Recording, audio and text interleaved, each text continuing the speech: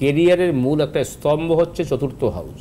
সেখানে পাপগ্রহ অবস্ট্রাকশন করলে এবং শনির রাশিতে রয়েছে, মকর রাশির উপরে কেতু বসে আছে, তা কেতু শনির সংযোগ হলে তার প্রথম ধাপে হচ্ছে তার স্তম্ভে, অর্থাৎ স্তম্ভে জীবনের বা কেরিয়ারের স্তম্ভে হচ্ছে বিভ্রান্তি, মানে বাধা।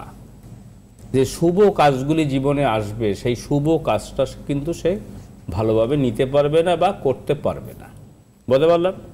অর্থাৎ কর্মে বিভ্রান্তি, কর্মে আশানুরূপ ফল না পাওয়া, এটা গেল ওয়ান সাইড তার কেরিয়ারের। তাহলে এডুকেশন, কর্ম, চাকরি, বিবাহ, তাহলে এডুকেশন এবং কর্ম দুটোই হচ্ছে আশানুরূপ ফল না পাওয়া, বলতে পারলাম?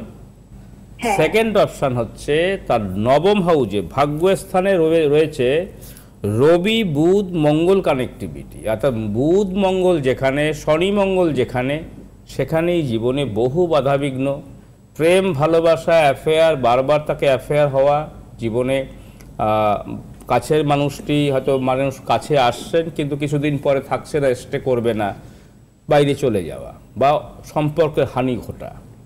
ঠিক বিবাহের ক্ষেত্রেও তাই, আগামী দিনে সেই বিবাহের বাধা, অর্থাৎ বিবাহ সমস্যা বা বিবাহ নিয়ে জটিলতা বা পারিবারিক সুখ শান্তি বিঘ্ন, এই সমস্ত অশুভ যোগ রয়েছে। কারণ ভাগ্যস্থানে নবম হাউজে তার বুধ, মঙ্গল এবং রবি বসে আছে, ফলে তার কিন্তু সেই সমস্যাগুলি আসবে।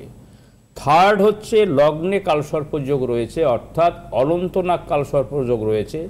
লগ্ন মানে দেহ, দেহের মধ্যে যদি কালসর্প যোগ থাকে সর্ব কাজে বাধা হবে, বুঝতে পারলাম?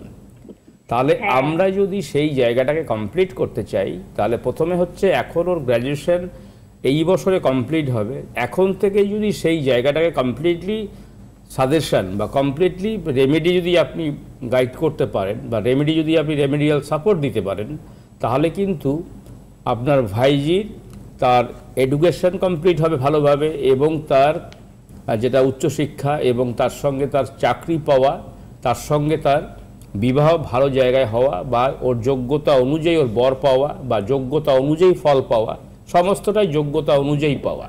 যেটা আশানুরূপ ফল না পাওয়া সেটা অপোজিট হয়ে গেল আশানুরূপ ফল পাওয়া বা যোগ্যতা অনুযায়ী ফল পাওয়া, বুঝতে পারলাম? তাহলে সেই জায়গাটাই একদম পুরো সাকসেস হয়ে যাবে এবং লাইফের জন্য সারা লাইফ ভালো থাকতে পারবে, সারা জীবন ভালো থাকতে পারবে, সারা জীবন সেই যে লক্ষ্যে পৌঁছানো সেই লক্ষ্যে পৌঁছতে পারবে।